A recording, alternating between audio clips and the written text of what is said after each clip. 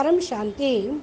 త్రిదేవుల యొక్క రచయిత శివశక్తి, నిరాకారి శివుడు ఆకారిగా అయ్యి ఆకారి శివుడు నుండి బయటికి వచ్చినటువంటి శక్తి, బ్రహ్మ విష్ణు శంకర్ల యొక్క రచయిత.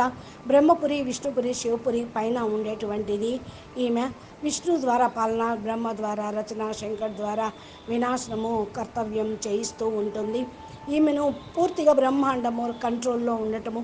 త్రిదేవులకి ఏ కష్టం వచ్చినా కూడా ఆమె ముగ్గురు కూడా రాక్షసులను చంపనప్పుడు అమ్మ దగ్గరకు వస్తారు.